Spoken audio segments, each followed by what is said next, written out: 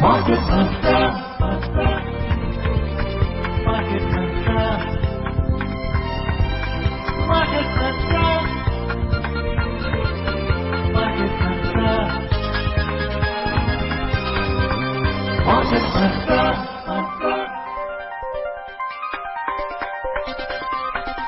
Market Mantra. Good evening and welcome to the Saturday edition of Market Mantra, in which we give you a complete update on the economic news of the day. Today we'll also be taking calls from you, our listeners, on any queries that you may have on business, economic and stock market matters. But do remember that we don't address stock or company specific queries. The numbers to call us on are 23314444, 23421050 or 23310464. And those of you who would be calling us from outside Delhi, please prefix 011. My name is Rajesh Lake and with me is my co-anchor in Hindi, Harsh Ranjan. नमस्कार, हाजिर हैं market मंत्र के एक और ताजा अंक के साथ। इस कार्यक्रम में देश विदेश की आर्थिक खबरों का जायजा लेंगे, साथ ही नजर डालेंगे प्रमुख अंतर्राष्ट्रीय शेयर बाजारों के चढ़ते उतरते ग्राफ पर, बात करेंगे दुनिया के केंद्रीय बैंकों के बारे में, खासकर यूएस फेड के बारे में, जहां की बैठक होनी है अगले सप्ताह। और आज शनिवार का दिन है, श्रोता चाहें तो आप हमसे कोई भी सवाल पूछ सकते हैं इकोनॉमी से संबंधित या शेयर मार्केट से संबंधित। हमारे नंबर्स हैं 23314444, 23421050 और 23310464। इन तीनों नंबरों में से किसी पर फोन करें, अपने सवाल पूछें, क्योंकि आपके सवालों का जवाब देने के लिए हमारे साथ स्टूडियो में उपलब्ध है फाइनेंशियल एनालिस्ट शरद कोहली। शरद, बहुत बहुत स्वागत आपका। Warm welcome Sharad. धन्यवाद Harsh, thank you so much Rajesh, और सभी श्रोताओं को मेरा दिल से अभिनंदन। शुरू करते हैं सबसे पहले इंग्लिश में headlines. Domestic markets surged to fresh high this week. Sensex and Nifty jump 2%. Centre removes the floor price on export of basmati rice. And US markets rise ahead of Fed meet next week. All three major indices rise to nearly 2-week high. इस सप्ताह घरेलू share बाजारों में नई ऊंचाई रही। Sensex Nifty 2% बढ़े। केंद्र ने किसानों के हितों को देखते हुए बासमती चावल के निर्यात को बढ़ावा देने के लिए निर्यात न्यूनतम मूल्य हटाने का फैसला किया। और यूएस फेड की बैठक से पहले अमेरिकी शेयर बाजारों में भी तेजी रही।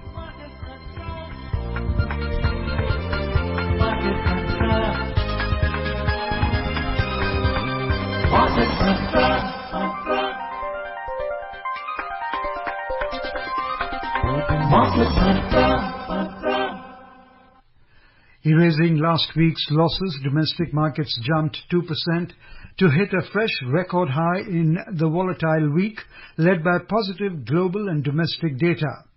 Indian market rose on global rate cut optimism, which provided an impetus across the world. The European Central Bank lowered its deposit rate by 25 basis points to boost tepid growth. The U.S. Federal Reserve is set to announce its interest rate decision next week. The Sensex rose 1,707 points, or 2.1%, during the week to close at 82,891. The Nifty added 504 points, or 2%, to end at 25,357. Both the benchmark indices touched a fresh record high on Thursday. In the broader market, BSE Mid-Cap Index jumped 1.5% and the Small-Cap Index surged 2%. At the Forex market, the rupee appreciated 5 paise to end the week at 83.89 against the dollar.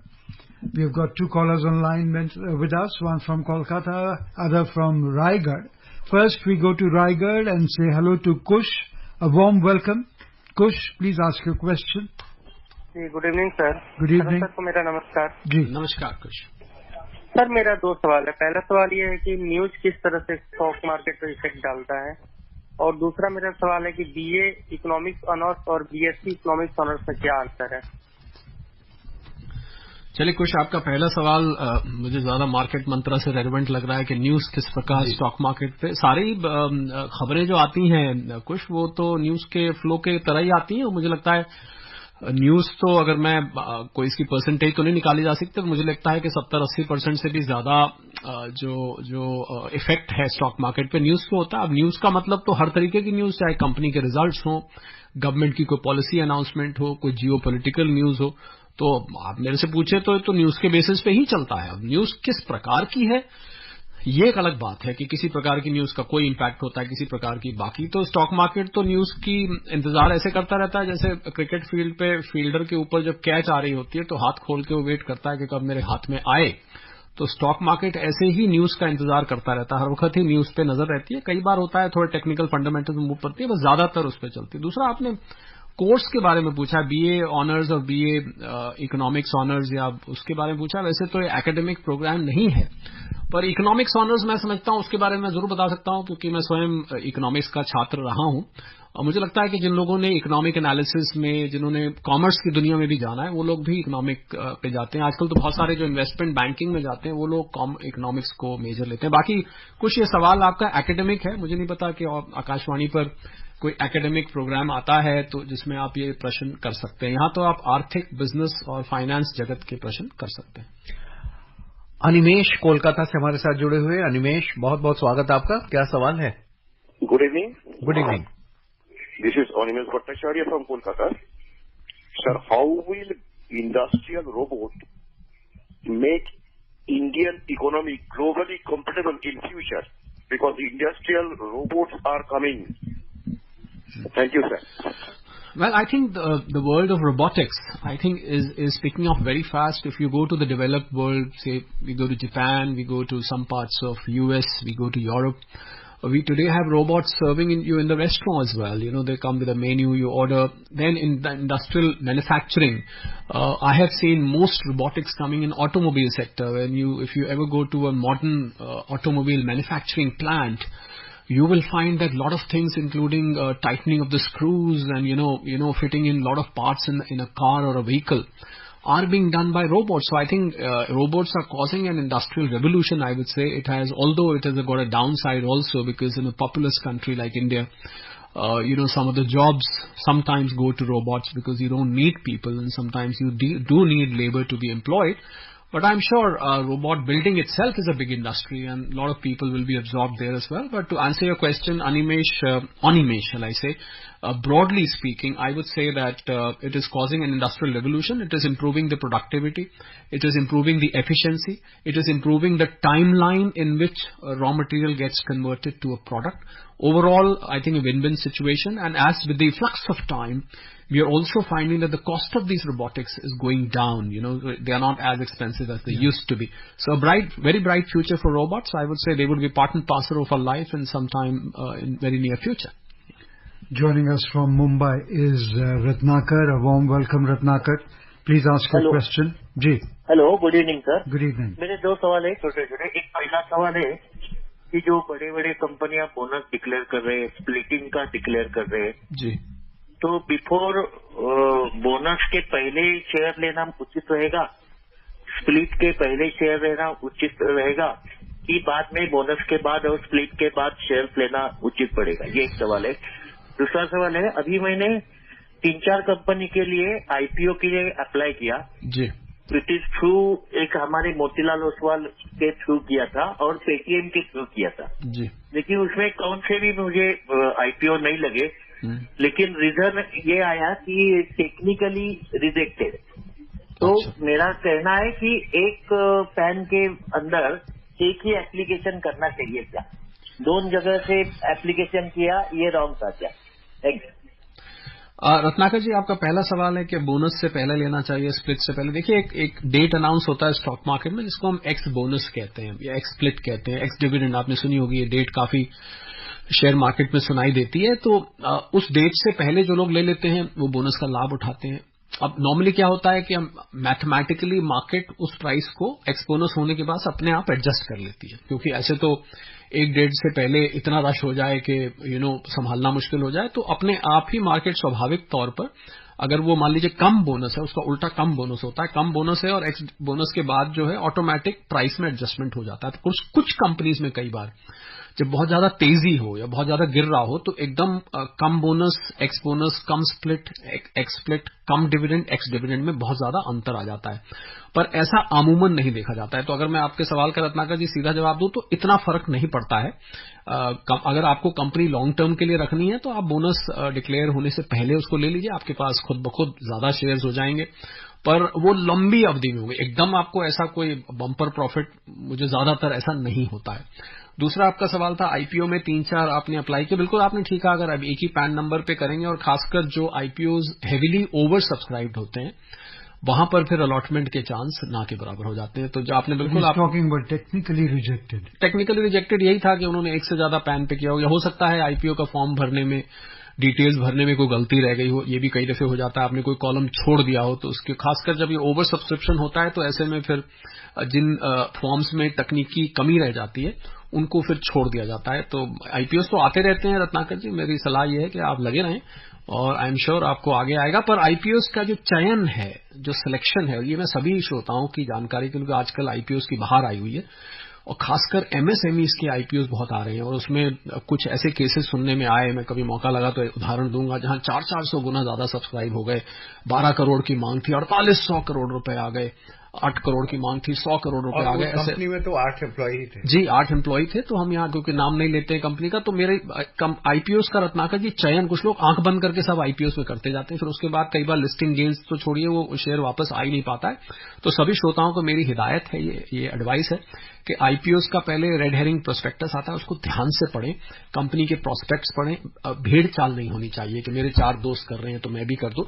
आपका खून पसीने की मेहनत का पैसा है तो उसको बहुत सोच समझकर निवेश करना चाहिए। और आईपीओस की कोई ये मत सोचिए कि बस निकल गई, आगे बहुत सारे आईपीओस आने वाले हैं। बल्कि शरद आईपीओ की बात हो रही है, हमारे कई श्रोताओं ने हमसे जानना चाहा है कि क्या अब कोई भी छोटी कंपनी, कोई भी जो प्राइवेट लिमिटेड कंपनी है वो अपना आईपीओ ला सकती है बहुत ही आसानी से? देखिए, उसके लिए क्राइटेरिया है, आपको पता होगा एमएसएमईज के जो आईपीओज हैं वो जनरली 50-60 करोड़ से नीचे के होते हैं और वो बहुत लिमिटेड वे में एक्सपोजर होते हैं। पर उसमें बहुत ध्यान रखने वाली बात है क्योंकि कुछ कंपनीज बहुत छोटी भी होती हैं और उसमें आगे, क्योंकि आपको पता होगा आपको याद है जब हम स्मॉल सेक्टर की बात करते हैं, स्मॉल कैप की बात करते हैं, तो वहां पर हम एक रिस्क शब्द जोड़ देते हैं, small cap, mid cap, large cap में, और ये तो स्मॉल छोड़िए आप माइक्रो कैप में चले गए, तो यहां पर और ज्यादा रिस्की रहता है। तो इसलिए सोच समझ के करना चाहिए। जो कॉम्प्लायंसेस हैं वो सेबी से अलग हैं, सेबी सीधे नहीं देखता? नहीं, क्यों नहीं देखता है, बिल्कुल कोई भी आईपीओ हर्ष बिना सेबी के मॉनिटरिंग के नहीं आ सकता। वो एमएसएमईज पूरी, बल्कि एमएसएमई तो मैं नहीं कहूंगा, एसएमईज कहूंगा जी, वो बाकायदा सेबी की गाइडलाइंस के अनुसार ही उनको परमिशन दी जाती है और मर्चेंट बैंकर्स इस बात का खास ध्यान रखते हैं कि सभी कंप्लायंस पूरी की जाती है। पर फिर भी बहुत सारी कंपनीज बाद में फिर उतना परफॉर्म नहीं कर पाती हैं तो पैसे लोगों के मरते हैं। तो इसलिए भेड़ चाल मुझे लगता है नहीं से बचना चाहिए। आप अपना विवेक, अपना रैशनल यूज करें, अपनी रिसर्च यूज करें, 4 लोगों से पूछें थोड़ा सा। और देखिए, एक तो बड़ा सीधा सा है, अगर आप चाहते हैं आपका पैसा आपके लिए काम करे तो थोड़ा आपको आपके पैसे के लिए पहले मेहनत करनी चाहिए। बीरबल अगले कॉलर हैं दिल्ली से। बीरबल, बहुत बहुत स्वागत आपका, क्या सवाल है? नमस्कार सर। नमस्कार सर, ये जो आईपीओ आती है, एक तो रिटेलर के लिए, एक नॉन रिटेलर के लिए होता है, तो नॉन रिटेलर के लिए क्या क्राइटेरिया होता है सर? देखिए बीरबल जी, आईपीओ जो नॉन रिटेल इन्वेस्टर्स के लिए होता है, कई दफे आपने शायद नाम सुना होगा या जिन श्रोताओं ने नहीं सुना उनको बता दूं, क्यूआईपी होता है, क्वालिफाइड इंस्टीट्यूशनल प्लेसमेंट। वो सिर्फ इंस्टीट्यूशनल इन्वेस्टर्स के लिए कई दफे किया जाता है। कुछ एफपीओस भी ऐसे आते हैं जो खाली इंस्टीट्यूशनल इन्वेस्टर्स के लिए होते हैं, तो वो तो रिटेलर्स के लिए होते ही नहीं है। जब रिटेलर के लिए नहीं होते बीरबल जी, तो उसमें तो आप ऐसे भी ज्यादा कुछ नहीं कर सकते। पर हाँ, आपकी जानकारी के लिए एक अच्छी ये जानकारी है आपके नॉलेज बैंक के लिए कि वो खाली इंस्टीट्यूशनल इन्वेस्टर्स को, और उसमें बड़े बड़े चंक लिए जाते हैं, उसमें आप 100, 200, 1000 शेयर नहीं, वहां पर आपको बड़ा चंक उठाना पड़ता है जिसको हम ब्लॉक डील बोलते हैं। तो आपकी ब्लॉक एप्लीकेशन जाती है और खाली इंस्टीट्यूशनल इन्वेस्टर्स के लिए वो आईपीओ खोल, उसको जनरली हम आईपीओ नहीं कहते, हम एफपीओ कहते हैं, या हम उसको कई बार क्यूआईपी भी कहते हैं, क्वालिफाइड इंस्टीट्यूशनल प्लेसमेंट। पर वो रिटेलर्स के लिए नहीं होते। बड़ी अच्छी आपने बात पूछी, एक नई चीज है जो कि बहुत सारे रिटेल निवेशक शायद नहीं जानते। Joining us now from Bengaluru is Mr. N.R. Prasad. A warm welcome. Please go ahead and ask your question. Hi, good evening, Market Mantra. This is Janar Prasad from Bangalore. Good evening, Mr. Rajesh. Hi, Ranjan. Yes. Mr. Sharad Kohli, good evening to you. Very good evening, Mr. Prasad. First, Sharadji, I want to thank you. My ITR 2 got approved. Whatever the information which you gave last time, all my travel abroad, all the information was got registered. Nothing has happened. Everything was okay. Fantastic. Thank you once again for that. Fantastic. We'll ask for a laddu from you sometime. Definitely, Yes. sir. My next visit to Delhi, definitely. No, it'll only have to come through a radio. For the entire team of Market Mantra. Yes, Mr. Prasad, tell me. One question continuing on that one. Kohli ji, see, I bought 5 ounces of gold at US. Mm-hmm. And I got the bill. The jeweler shop gave me a bill in US dollars. Mm-hmm. So at Washington DC airport, nothing has happened. Mm-hmm. But I traveled via London. Their customs asked me. I show the bill. They put a seal on that. Mm-hmm. I came back to India. Mm-hmm. At Indian customs, they never bothered to check this. Mm-hmm. So the bill is with me with the chapa at the London airport. Mm-hmm. Now, in case if I sell this 5 ounces of gold, Mm-hmm. would it attract income tax? I'm 100% sure that I will make anything between 20 to 25% profit on that. So how do I go about it? Yes. What do I declare? What do I not declare? Yes, Mr. Prasad, gold is a taxable commodity, so any profit that you make on the gold from the cost at which you purchased, you will have to pay tax. You must be aware of that. And if it is short-term capital gain, which seems like it since you've just bought it, so it's going to be taxed at your slab rate. If you're in the 30% slab, you will have to pay tax at the rate of 30%. But that should be okay because you made your money, so I think the government, you owe something to the government also. I don't think that chapa or tappa, whatever you're saying, is going to have any impact when you go and sell. They'll basically see the purity of the gold. They will see the hallmarking of the gold. If everything is okay, you can sell them and you will have to pay tax on that without a doubt. If it is short term, you'll have to pay 30%. Jitendra Jaipur से अगले collar हमारे हैं. जितेंद्र जी, बहुत बहुत स्वागत. सवाल पूछ लें. हाँ सर, मेरा ये सवाल है जैसे हमारे राज्य के मुख्यमंत्री राजस्थान के जैसे अभी गए हैं वहाँ पे जापान और दक्षिण कोरिया, वहाँ पे इन्वेस्टमेंट लाने के लिए जी. तो जैसे इन्वेस्टमेंट जैसे यहाँ पे जैसे वो कुछ लगाएंगे उनसे तो क्या राज्य सरकार को पैसा देंगे क्या, मतलब ऐसे कुछ न कुछ तो देंगे ही, और यहाँ से क्या यहाँ के मार्केट का उनको सेल हो, यहाँ पे उनका फायदा कैसे हो, उनको कैसे फायदा होगा विदेश वाले को, क्यों लगाएंगे यहाँ पे, कोई रीजन से ही यहाँ लगाएंगे. जितेंद्र जी, देखिए, जब भी कोई निवेशक किसी दूसरे देश में पैसा लगाता है तो ये एक बड़ी पुरानी कहावत है, हर्ष और राजेश ने सुनी होगी कि ताली दो हाथ से बजती है जी.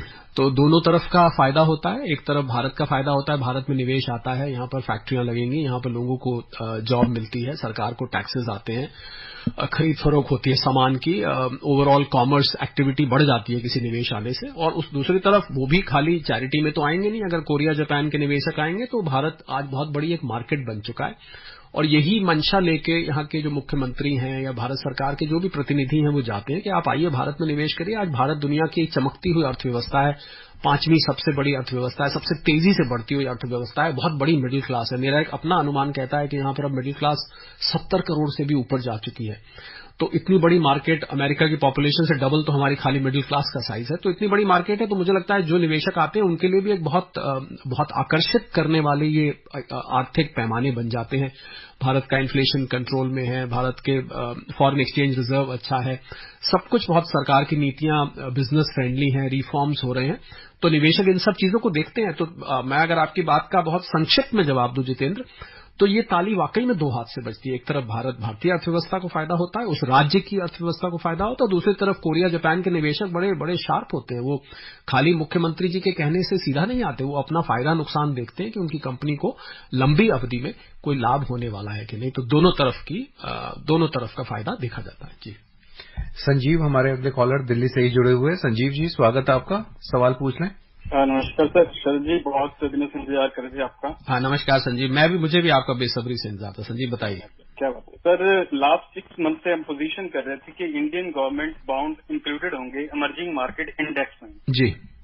इसमें बड़ा सरप्राइज हुआ कि हमें 75 ऐसी कोई अगर कोई चीज थी इमर्जिंग मार्केट इंडेक्स, उसमें हम इतने सालों बाद आए जी। और जिस बात के लिए पूरी मार्केट जहाँ हम भी एक्साइटेड थे कि इससे बहुत सारा कैश इनफ्लो होगा इंडिया में, ये कौन लोग थे जो पहला पार्ट तो ये कि हमें इतनी देर में क्यों, ऐसा अगर कोई इंडेक्स था तो हमें इतनी देर में क्यों आए, और सेकंड ये कि इसमें कैसे ऑटोमेटिकली जो हम एंथुसियास्टिक थे कि पैसा बहुत सारा आएगा, वो कैसे आना था, इससे आपसे ध्यान चाहिए।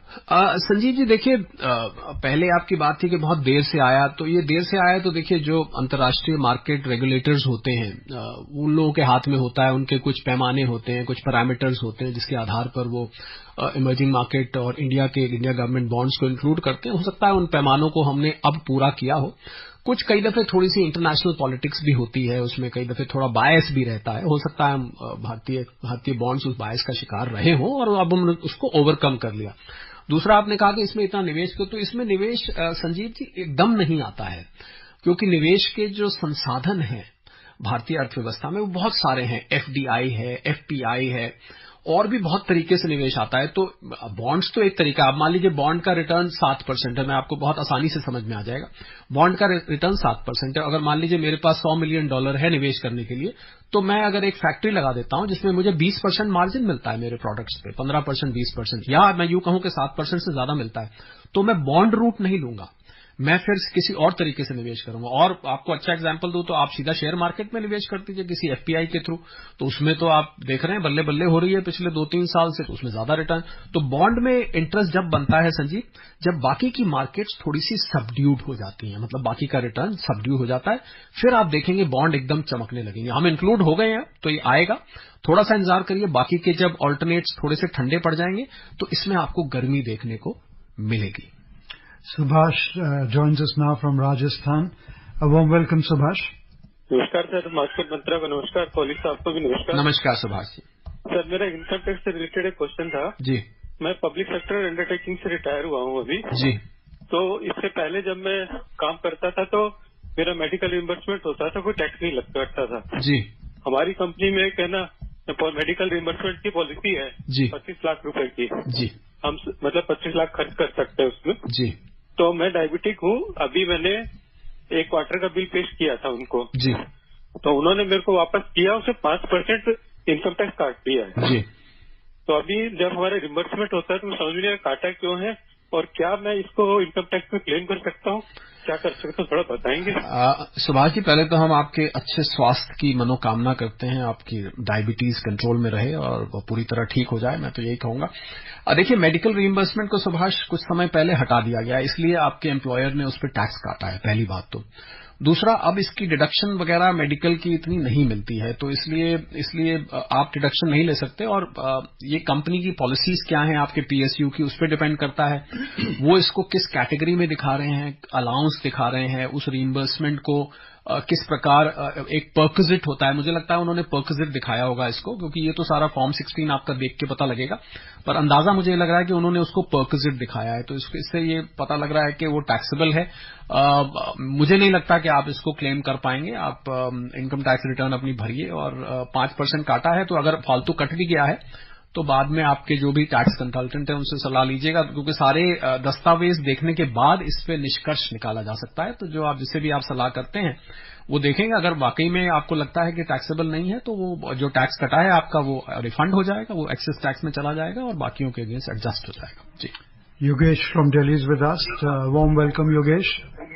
हेलो जी, नमस्कार आप सभी को जी। सर, मेरा सवाल ये है कि ग्रोथ इन्वेस्टिंग और वैल्यू इन्वेस्टिंग में क्या डिफरेंस होता है इनके स्टॉक्स में, और कौन से कंडीशन में कौन सा स्ट्रेटेजी बेटर होता है। योगेश, नाम ही सेल्फ एक्सप्लेनेटरी है, ग्रोथ इन्वेस्टिंग और वैल्यू इन्वेस्टिंग। ग्रोथ इन्वेस्टिंग होता है जब आप किसी भी स्टॉक में लंबी अवधि के लिए उस कंपनी के विकास को देखते हुए आप निवेश करते हैं कि इस कंपनी का आने वाले 2 साल में, 3 साल में, 4 साल में अच्छा ग्रोथ होने वाला है। तो उसको हम तो बोलते हैं कि 3 चीजें मार्केट को प्रभावित करती हैं, हर्ष और राजेश, तीन फैक्टर्स आप याद रखिएगा, अर्निंग्स और अर्निंग्स।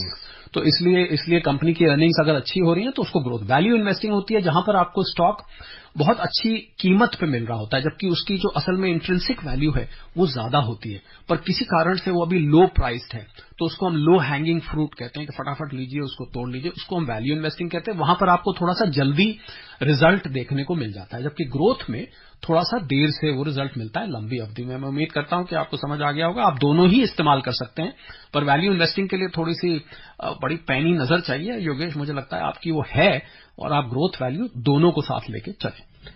राकेश और गुरुनाथ के पास जाने से पहले हम बता दें कि केंद्र सरकार लगातार किसानों के कल्याण के लिए काम कर रही है, और इसी वजह से केंद्र सरकार ने बासमती चावल के निर्यात को बढ़ावा देने के लिए निर्यात पर न्यूनतम मूल्य पूरी तरीके से हटाने का फैसला किया है। मौजूदा व्यापार चिंताओं और चावल की पर्याप्त घरेलू उपलब्धता को देखते हुए यह कदम उठाया गया है। चावल की बढ़ती कीमतों और घरेलू बाजारों में आपूर्ति की वर्तमान स्थिति को देखते हुए अगस्त 2023 में एक अस्थायी उपाय के रूप में $1200 प्रति मीट्रिक टन का न्यूनतम मूल्य तय किया गया था। बाद में अक्टूबर 2023 में ही न्यूनतम कीमत को $950 प्रति मीट्रिक टन कर दिया गया था। केंद्रीय वाणिज्य और उद्योग मंत्री पीयूष गोयल ने इस फैसले की सराहना करते हुए कहा कि उच्च गुणवत्ता वाले चावल के निर्यात से किसानों की कमाई बढ़ेगी। उन्होंने कहा कि नरेंद्र मोदी सरकार द्वारा लिया गया यह फैसला किसानों के प्रति सरकार की संवेदनशीलता को दर्शाता है। US markets rose yesterday as investors honed in on the chance of a bigger interest rate cut by the Federal Reserve next week, with rate-sensitive small-cap stocks outperforming. The Dow Jones Industrial Average rose 297 points, or 0.7% to 41,394. The S&P 500 gained 30 points, or 0.5% to 5,626. And the Nasdaq Composite gained 114 points, or 0.7% to 17,684. All the three major U.S. benchmark indices ended close to nearly two-week highs. For the week, the S&P 500 surged 4% and the Nasdaq climbed nearly 6%, with both marking their biggest weekly percentage gains since early November. The Dow jumped 2.6% this week. Now we have Rakesh from Shimla with us. A warm welcome, Rakesh. जी नमस्कार। नमस्कार, सवाल पूछे। मेरा एक सवाल है कि मैं अगर 1-1.5 लाख तक ऋण लेना चाहता हूँ जी, तो उसमें मुझे छोटा व्यापार खोलना चाहता हूँ, उसके लिए मुझे ऋण लेना है, तो हमें कितने प्रतिशत जो है हमारे शिमला में ब्याज मिलेगा? राकेश, आपके लिए मैं बहुत आसान रास्ता बताता हूं। आपको पता होगा सरकार ने मुद्रा योजना लॉन्च की हुई है, जिसके अंतर्गत छोटे इस साइज के लोन मिलते हैं। तो आप मुद्रा योजना के अंतर्गत आप जाएं, किसी भी बैंक में जाएं और आप वहां पर लोन बड़े आराम से ले सकते हैं, बहुत ही आसान दरों पर और बहुत ही आसान किस्तों पर ये लोन सरकार की तरफ से मिलता है। इसमें ज्यादा आपको सिक्योरिटी भी नहीं देनी पड़ेगी। मेरी सलाह है, किसी भी सरकारी बैंक से तुरंत संपर्क करें। गुरुनाथ जी, बहुत जल्दी से अपना सवाल पूछ लें, समय बहुत कम है। जी सर, नमस्ते। सर मेरा अपना कोहली सर को भी नमस्ते। नमस्ते गुरुनाथ जी। सर मैं अपने रुपये और डॉलर के बारे में थोड़ा पूछता हूँ जी। सर ये जो अभी एक साल भर में कम से कम हमारा जो रुपये है वो 1% गिर चुका है, तो हमारा सब कुछ मतलब ठीक ठाक इकोनॉमी चल रही है, मतलब हमारा एक्सपोर्ट इम्पोर्ट ठीक है, GDP रेट ठीक है, फास्ट ग्रोइंग करने वाले हमारी कंट्री, तो इसके मतलब क्या रीजन हो सकते हैं? और एशिया की सबसे गुरुनाथ जी, क्योंकि समय कम है तो मैं बहुत संक्षिप्त में आपको बता दूं। देखिए, फॉरेन एक्सचेंज मार्केट जो है वो इंटरनेशनल ट्रेड पर डिपेंड करती है। इसका अर्थव्यवस्था से बहुत सीधा संबंध नहीं रहता है हमेशा। फिर कभी समय होगा तो मैं आपको थोड़ा विस्तार से इस पर खोल कर बताऊंगा, क्योंकि मुझे राजेश और हर्ष इशारा कर रहे हैं कि समय हो गया, तो आपसे फिर जुड़ने की मैं इच्छा से बिल्कुल समय हो गया है। और तमाम श्रोता जो आप हमसे जुड़े, आपका बहुत बहुत धन्यवाद। और शरद जी, आपका भी बहुत बहुत धन्यवाद स्टूडियो आने के लिए, हमसे बातचीत करने के लिए। My pleasure. Thank you, Sharad, for being with us. And before we close, the headlines once again. Domestic markets surged to fresh high this week. Sensex and Nifty jumped 2%. Centre removes the floor price on export of basmati rice. And US markets rise ahead of Fed meet next week. All three major indices rise to nearly two-week high. That's all we have in this edition of Market Mantra. Till tomorrow, goodbye. Namaskar. Market Mantra.